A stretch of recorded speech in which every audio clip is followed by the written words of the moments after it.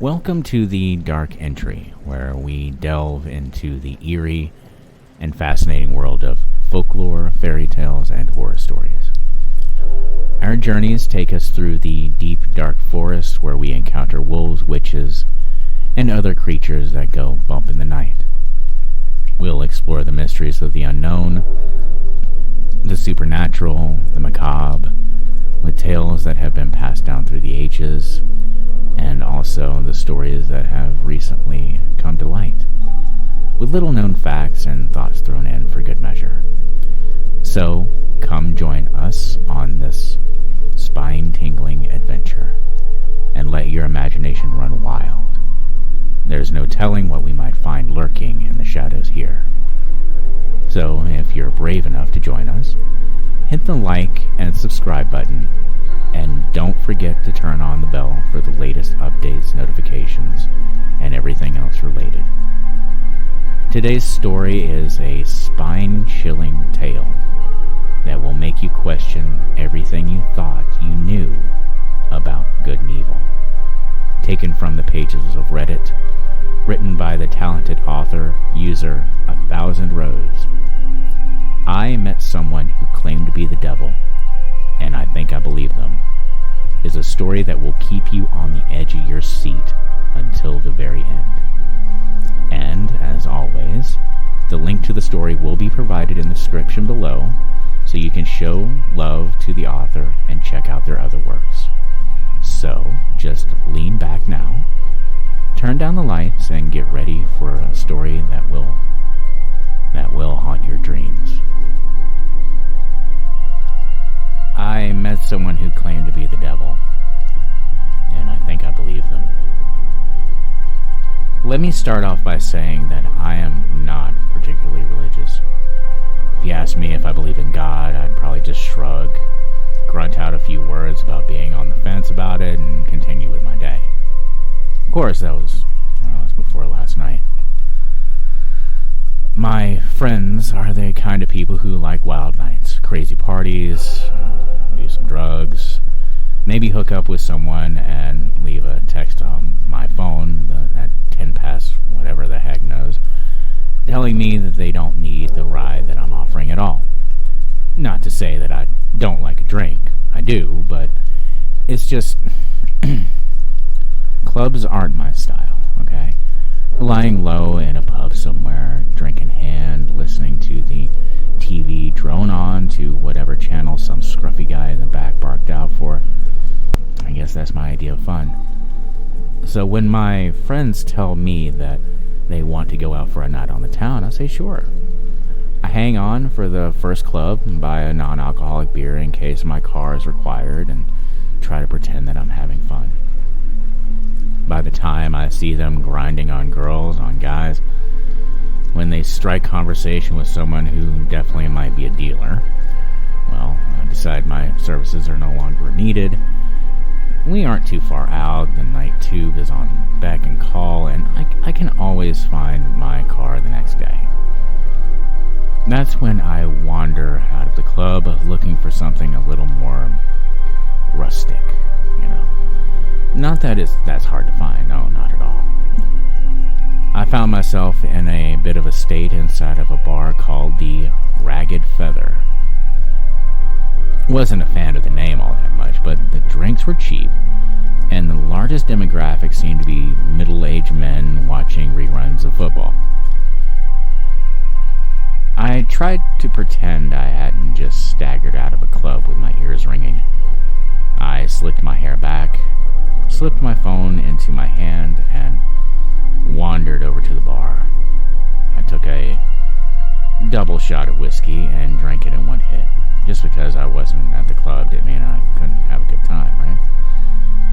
I hung at the bar a while on my own, scrolling through my phone, pretending I was doing something far more impressive than I really was. I kept an ear out for the guys on the sofas.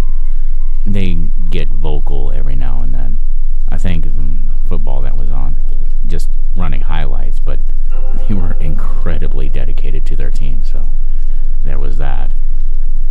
I got another whiskey and bled into the background. Of course, stragglers from the clubs were commonplace.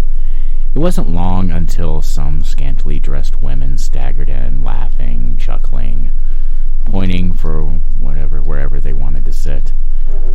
I saw a guy walk in with his friend slung over his shoulder, catatonic most likely. He threw his friend onto one of the leather sofas ingrained with beer and smokes and demanded 2 pints of water and all the peanuts in the bar had in stock. The bartender seemed bitterly amused by this. Some of the girls were taking selfies, Snapchatting their friends who were still at the club. They were ordering shots, gearing themselves up for the next leg of their night. A couple of people wandered in with curries and takeout trays. I saw someone with a Big Mac on the outside seat through the window.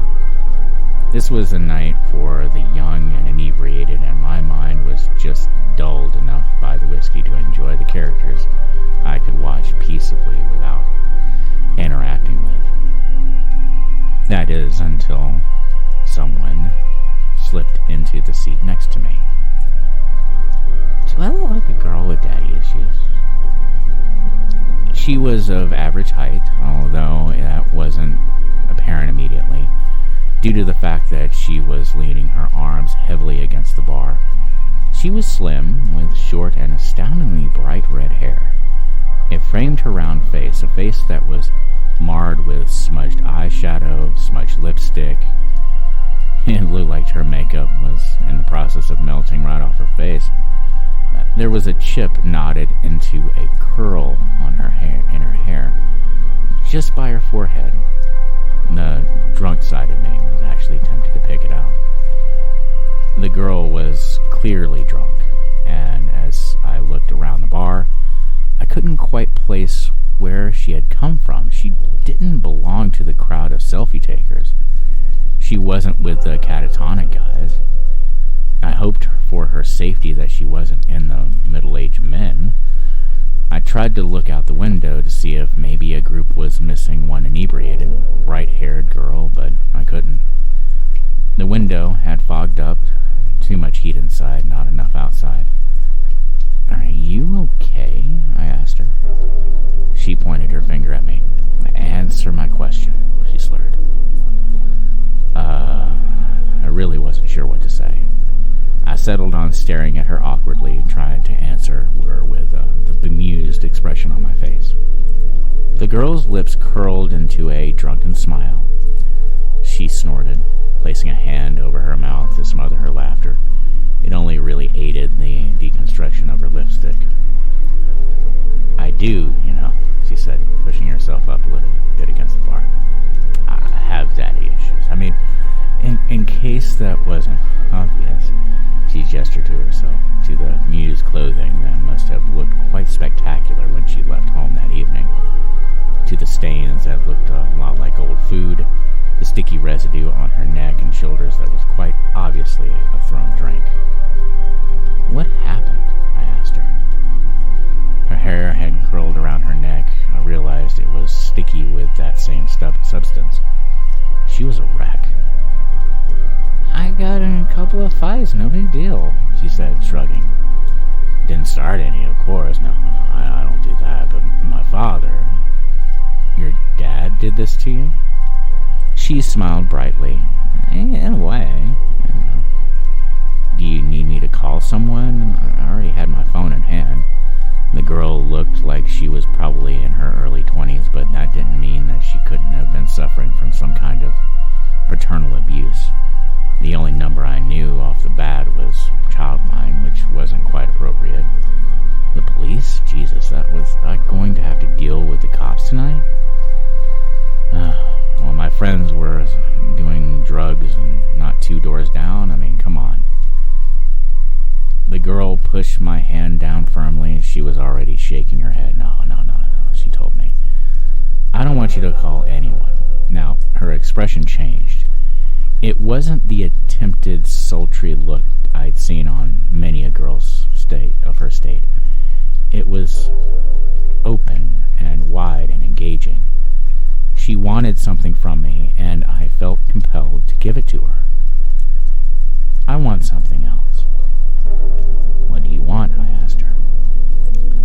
tell you a story," the girl said, before glancing at the bar. "And for you, buy me a drink. The universe is a pain sometimes, and I'm afraid I think I might have lost my wallet."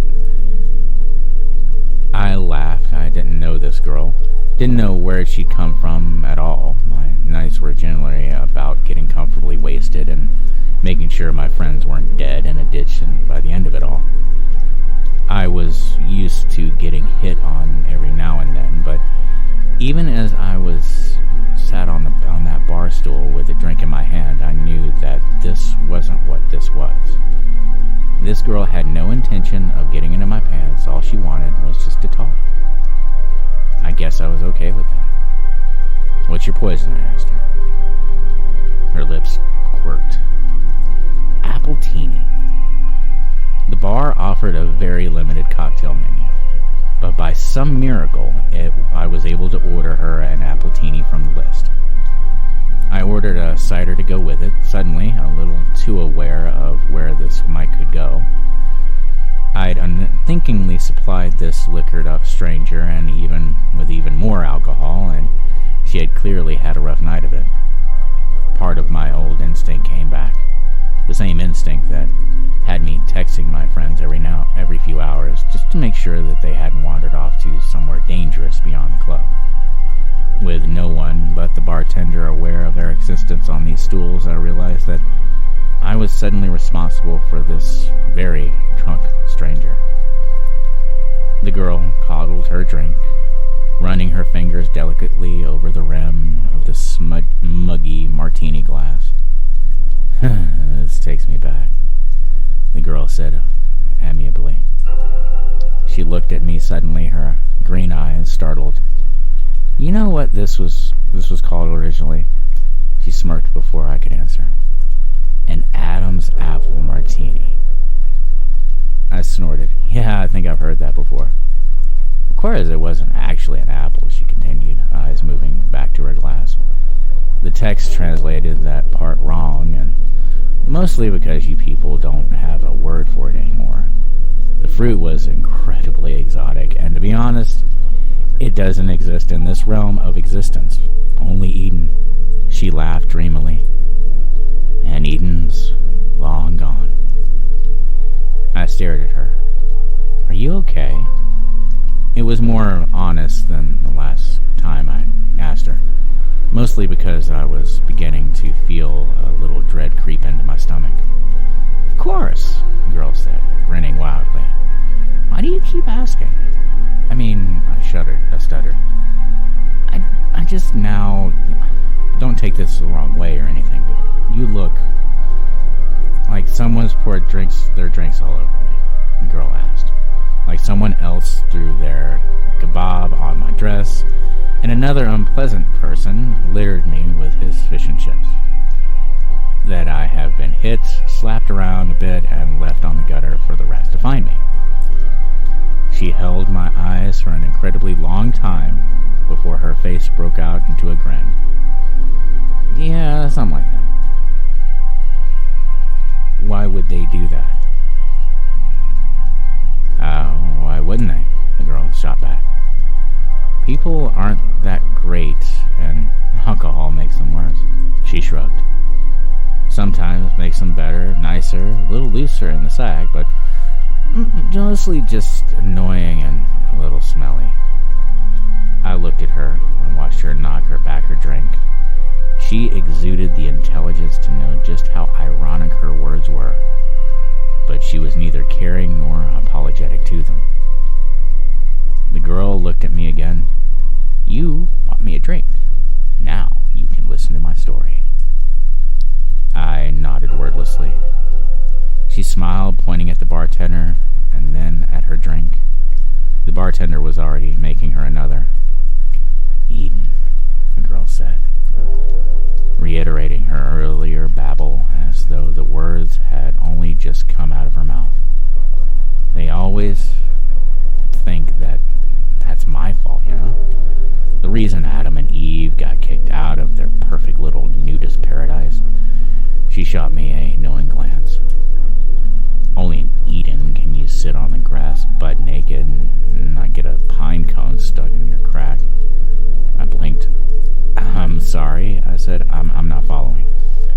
Sorry, the girl said.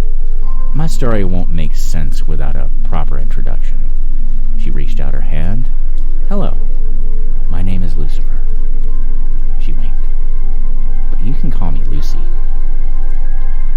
There's an uncomfortable heat that stretched through her veins when you first go into fight or flight. Adrenaline pounds through your blood and all you want to do is get up and go. It overrides everything else.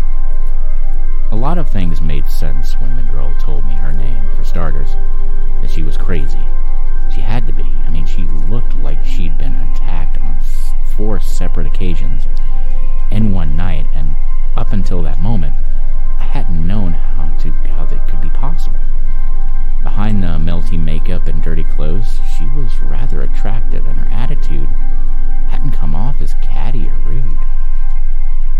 Had she been going around telling people that she was the devil, though?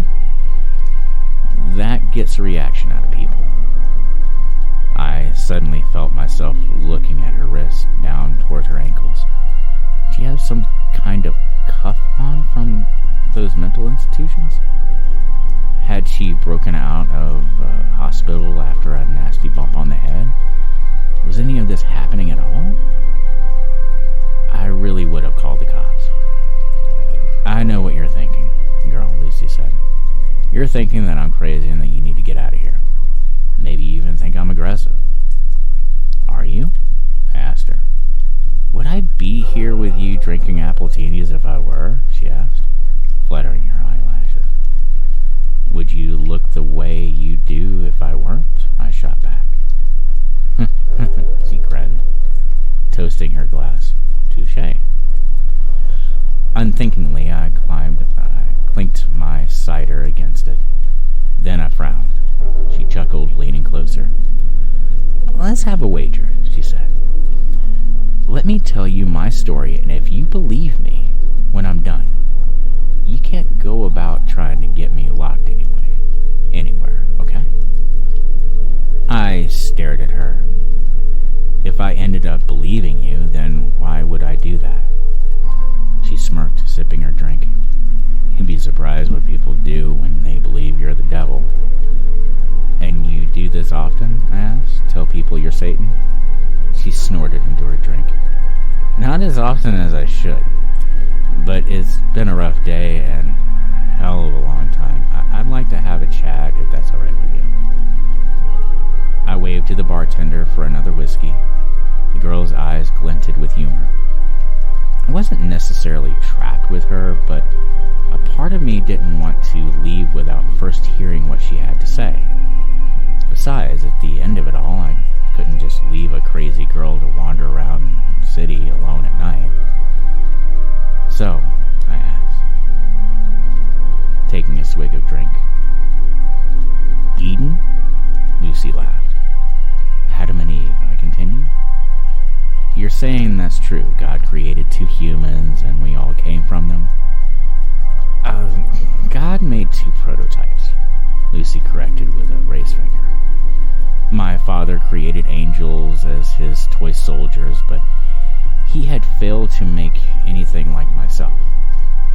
After us, it was the next big project, and he spent every waking hour of existence slaving over his 2 prototypes. He gave them a perfect utopia to live inside of, but he wanted to test them. He wanted to know whether they had free will. And did they? Lucy's face soured. No, my father could never bring himself to go that far. He tempted them with the idea of knowledge beyond their understanding and told them exactly what they could do to claim it as their own, but to be able to create a being that can go against his laws? Oh, my father was a very controlling being. He was afraid to unleash that ability onto them. Lucy was very adamant in her delusions that was clear to me. She spoke about her father with such distaste that I began to feel bad for her. Only someone who had been hurt very badly would have the gall to spite God himself. And what? I asked her, entertaining her delusion. You were the one that tempted them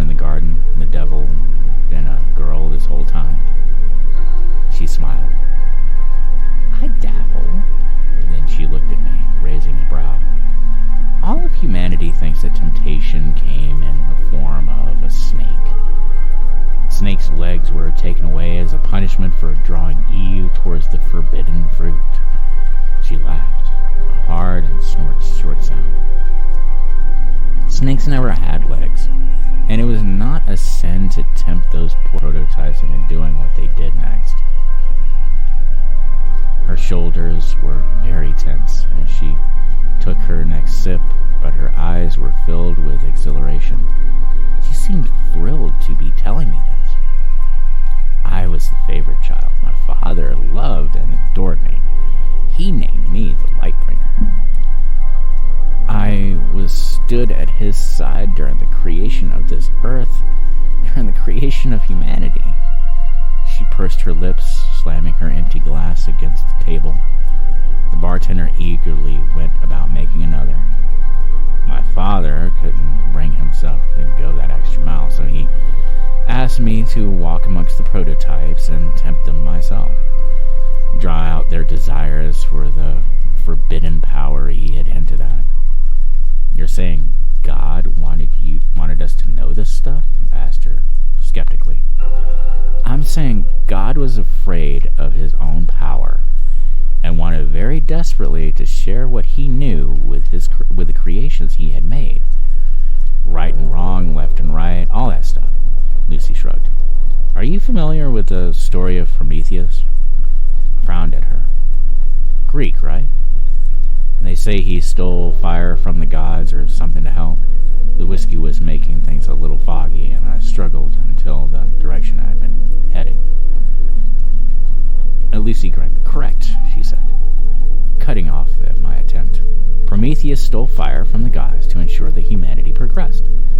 You'll find that every culture has an idea about where humans got their ability to evolve, to move forward, to create.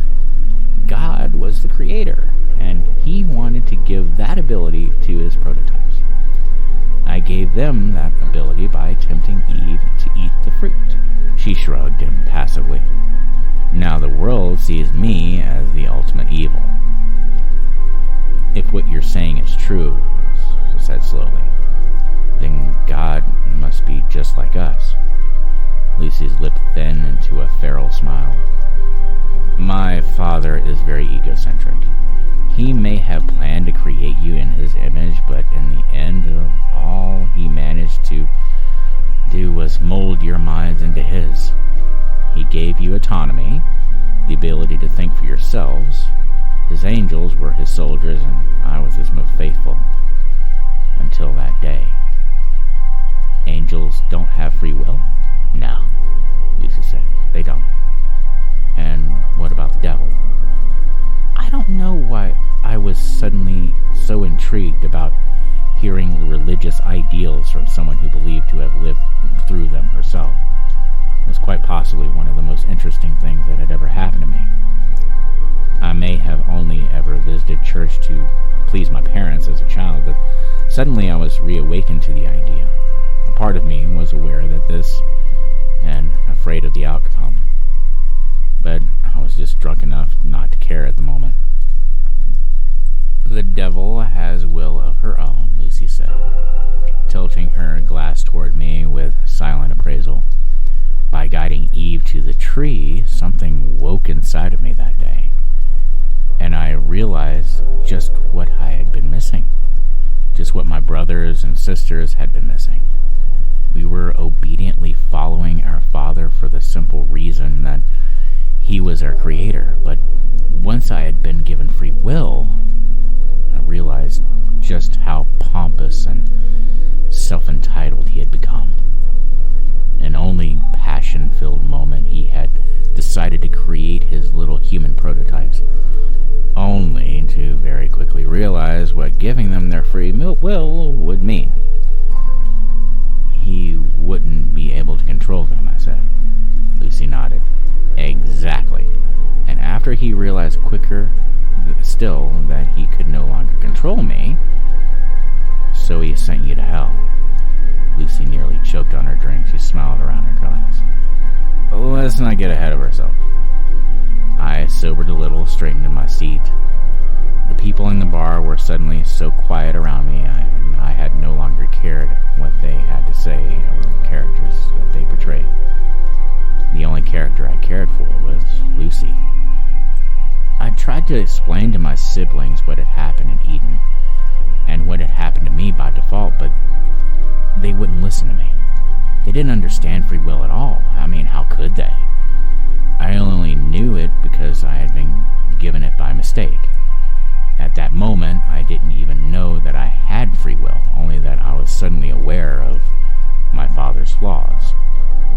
My siblings couldn't see those flaws, and so they thought I had suddenly turned cruel and was abandoning our father by exposing him as a sham for the ruler we all thought him to be.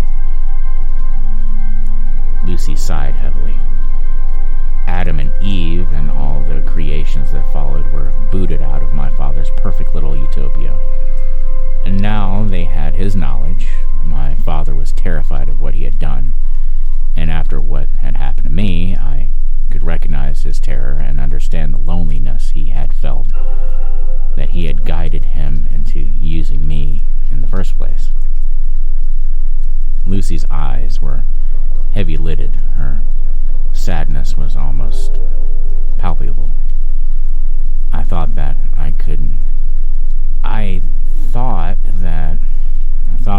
he would want to spend even more time with me than before.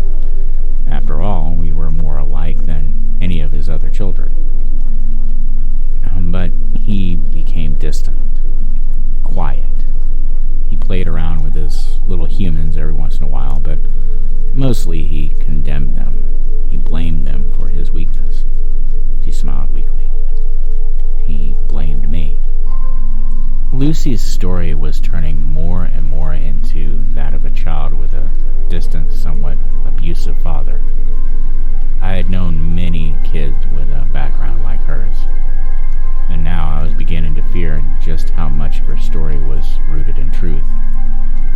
I had heard that it was easier to sink into fantasy when you're being abused, and I wondered if that was the reason for her story, for her desperation to share it with me, a complete and total stranger. I respected her wager, whether or not I liked it. I felt compelled to let her tell me her whole story before I tried to judge or unravel it. I sat quietly, letting her come around as she played with the last of her drink.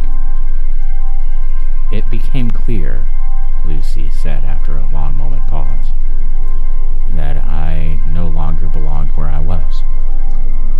I couldn't follow my father's plan because I could see that he no longer had one. My siblings refused to see reason, and so eventually I was met by many of them, headed by my father. He told me all that I feared. He told me that I no longer belonged where I was. I wasn't an angel anymore. I was no longer his lightbringer, his Lucifer. I was a mutation of his will, and so he extracted me from grace, and I fell. A long silence stretched between us, only interrupted when the bartender poured us 2 new drinks. Lucy drank hers reflectively. I didn't touch mine. "I'm afraid," Lucy said quietly, "that is where that generally makes people want to punch me in the face." "Why?" I asked. "Because your dad threw you out?" I paused, tried to unbuy to her metaphor. "That he put you in hell?" Lucy laughed sadly. Humans. My father gave you his way of thinking, and look at you."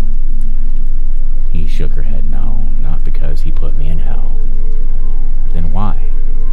"I fell to earth," Lucy said. "Father gave me dominion of the one place he thought I would fit in. Humans had free will, so did I. What is the saying? A match made in heaven?" She snorted dismally. "Of course, that's not quite right, is it? When I fell, I was faced with a humanity that was so different from my father's little prototype." Her tone had changed. There was an aggression behind her words that began to unsettle me all over again. I saw emperors and kings, governments and churches. I saw corporations who claimed to be rulers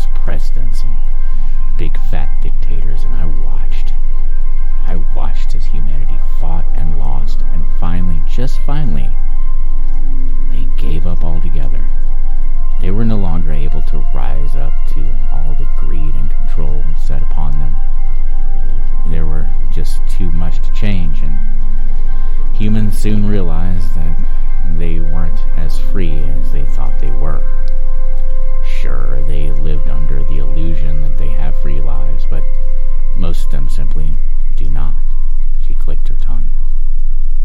I grew to loathe you all. Then she took another hit of her drink. I can see what you mean, I asked, allowing my gaze. For the first time since meeting her, to gaze over the other individuals in the bar, at the girls playing with their phones, the boys trying desperately to sober up, the men entrapped with their game of football on the telly. They all had led very different lives, and we were all here to get drunk, to lose ourselves in entertainment.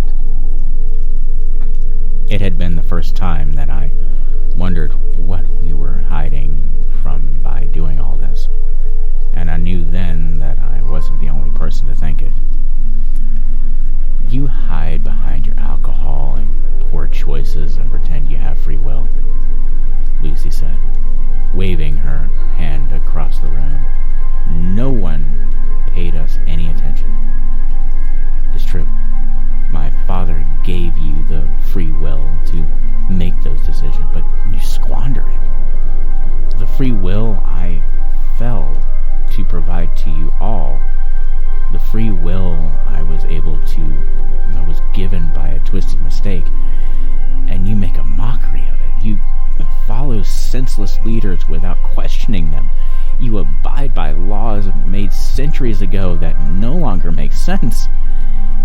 You do these things because you have given up on the opportunity to follow the will of your own, not of others. That isn't all of us, though, is it? I asked her, trying for some reason to defend our species from the mad young woman. Because you see it on the news all the time, don't you? People do rise up. We do protest. People can make a difference. Lucy laughed bitterly, nibbling the rim of the glass. Really? She said. You can sit here and say that it can't be all bad because of the few that refuse to conform. Those you call rebels, they make up for it all? She grinned around her glass. By that logic, I am the biggest rebel of them all. Am I expected to make up for all of your sorry mistakes? By your logic, I said, you should be punishing it, right? If that's what this metaphor is all about, I laughed. I couldn't help myself. I took a sip of my drink. Is this story just so you can tell me that you think we're all going to hell? If you think so, I think I can see why people want to punch you. Lucy didn't say a word. Simply, she just watched me. It felt unnerving to have someone like her watching me like that, with an intelligence that went beyond anything I'd come across at Gone Midnight in a seedy bar. The drunkenness in her eyes was no longer present. Her face wasn't flushed like before, and even her makeup couldn't represent the mess I'd seen when she first appeared on the stool by my side. It was like I was looking at someone else entirely, and I was afraid. Let's review what you just said, Lucy said slowly, articulately. She wasn't slurring. Had she been slurring before? You think I'm going to tell you that humanity is going to hell because you refuse to use the gift I gave you? Her nails curled into the bar. My father may have been the one to guide me, but I paid for his mistakes. I am the one responsible for your will in the eyes of your species. But that was never true. You are responsible for what you do here, not me. She pursed her lips, tapping the bar as the bartender filled her drink again. Tell me, do you remember my mentioning hell at any point during my story, or was it just you? I opened my mouth as to answer, but something faltered. My lips trembled, and I slammed them shut. Lucy smiled, taking a sip. Thought so. She looked away, eyes scanning the room lazily. What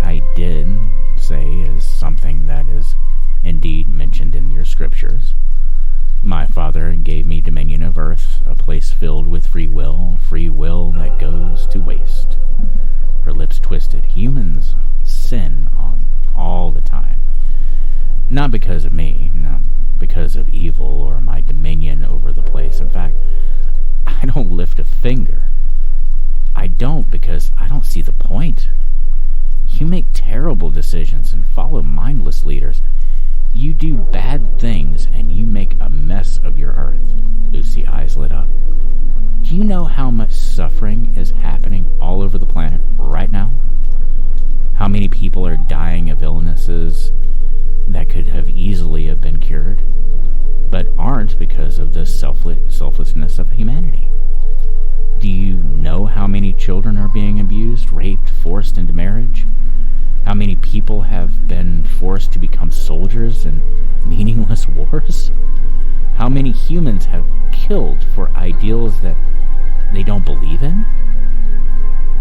I stayed very quiet. There was nothing I could say. Lucy's words were unbearably honest, and every sentence sliced into me like a blade. I felt cold and sick and terrified. War, famine, pestilence, death. These are all present, and they have nothing to do with me, or to do with any deity. They are all here because of you. Not because of your free will, but your inability to use it. Lucy smiled at me, a grin so cold and unnatural that I felt like I should run all over again. But I stayed where I was, frozen to my very core, because I wanted to hear what she had to say, because I needed to.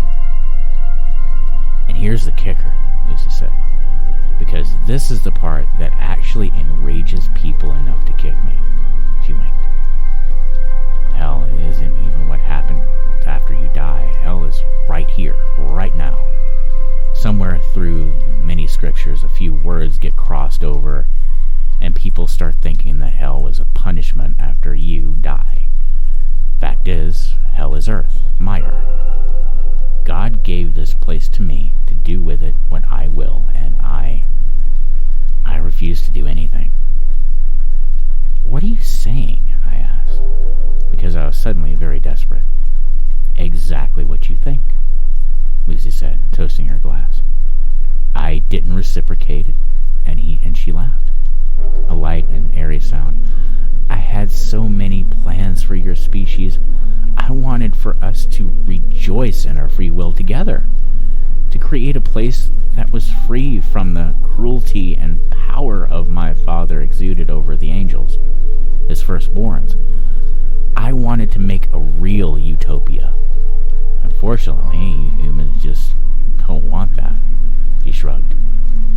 My father sent me down here thinking I'd become one of you, and all that I have learned is that he gave you so much more of his image than he ever intended.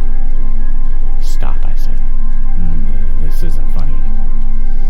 Of course it isn't funny, Lisa said, grinning even wider to prove her sick irony. Humans punish themselves by sitting by and doing nothing. They have made their own hell. And you know what's worse? What's ultimately worse? Some of you are so blind to it that you think your life is heavenly. She didn't wait for me to ask what she meant. She simply barreled forward. The rich and powerful, those in positions that steal from everyone else, they get a taste of the good life. That's very true. Then they die, and they don't go to hell. They come back here to Earth, which is hell. She tipped her head. Are you following? Reincarnation, Lucy said quickly. She practically purred the words. A neat little trick to make sure your souls stay here forever. You get a taste of the good life every once in a while, a handful of you at a time, and that's enough for you to believe that it is some kind of real middle ground, that you aren't living hell every day, that then you die. You die a moment and then you're in the body of someone facing the realities of hell. But of course, you never remember the time you spend in a better life.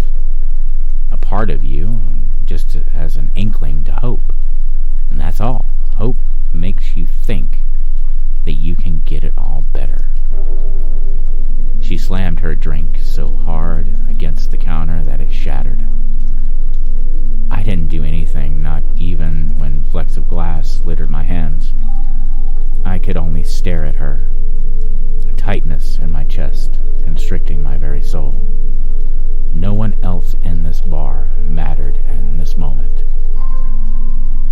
course, that was what she had been saying this whole time, hadn't she? None of them noticed the scene. They were caught up in their own realities, their own hells. The bartender didn't clean the mess. Glass lay there, remnants of Lucy's words lying in a stolid mess on streaked wooden surface. It never gets better, Lucy spat. You are stuck in a loop, and until you do something about it, you will never be free. None of you. And I won't do a thing to stop it. How? I asked. I don't know when I started seeing the girl in front of me as more of a girl, but with a weakness threatening to pull me apart, I stared at the bright-haired thing in front of me, and I saw something more than a human in her early 20s. I saw more than a girl suffering from an abusive father. I saw a fallen angel. I saw a being with scars buried so deep that they existed beyond this realm of seeing entirely. I saw something that I would never be able to write down in words, no matter how long I lived. How do we change this? I begged. But Lucy didn't answer me. I didn't blame her for that. Blame gets thrown around so often, and I knew that she was sick of that. Sick of being blamed for our mistakes. So I changed tactics. Why me? It was an honest question, and I think somewhere deep down Lucifer respected that honesty. Which is why she said, when you first saw me, you were afraid for my safety. When I told you I was the devil, you wanted to lock me away, but still, you did so because you were afraid for me and not for yourself. You didn't wish me harm, not even when I told you who I was and what I could be capable of for changing your sorry lives. You are a good person, but I'm afraid that means nothing when you don't have the will to do anything about it. She smiled at me sympathetically, the devil showing sympathy for the human that sat across from her at the bar. It was surreal. For a few heavy moments, I truly thought I must be dead. There was no other way to explain what I was seeing, who I was speaking with, what I had just heard. What am I supposed to do? Lucy reached out to me. She placed a hand on my shoulder. Her hand was cold and warm at the same time, and I felt my blood boil when her fingers scraped my skin, and I knew. Sharing a story like this isn't easy. Hell, it might be the hardest thing I've ever done. Good thing there's no such thing as hell, right? Fact of the matter is simple. The world is a mess because we refuse to change anything. The devil herself walks among us, and she desperately wants to make our lives better, but she don't. She won't. Because we won't. We have the power of our own will to her before she is willing to do anything herself. We have to be good to each other to help us all to be free. Of course, Lucifer told me one last thing before she left that bar. One thing that will stick with me until this body is nothing but rot in the dirt. You can tell as many people as you want, but take a good look at me. I have told 5 other humans this night the same thing I have told you, and this was their reaction. They have hurt me, burned me, thrown their food and drinks at me. Humans are afraid of their free will, and they find it so much easier to hurt than to own up for their own inadequacies. You will only be free when you stop seeing yourself in the same way my father sees himself. So that's what I'll leave you with. Lucifer won her wager that night, and I'll let her walk out the door. And I beg you to do the same. If the devil approaches you one night, Listen to what she has to say, and listen to what I have been able to tell you of our meeting. The devil is real, and she doesn't want to torture us. No. No. We do that just fine on our own. I want to thank you for joining me here at the Dark Entry, where we explore fairy tales, horror stories, and anything else that goes bump in the night. If you enjoyed this video, please don't forget to like and hit that subscribe button, as it helps with me overall growing this community, and that way you can also get more captivating tales, news, and more. And if you have any suggestions for future stories you'd like me to narrate, feel free to leave them in the comments below. I want to wish you all now a good night, sleep tight,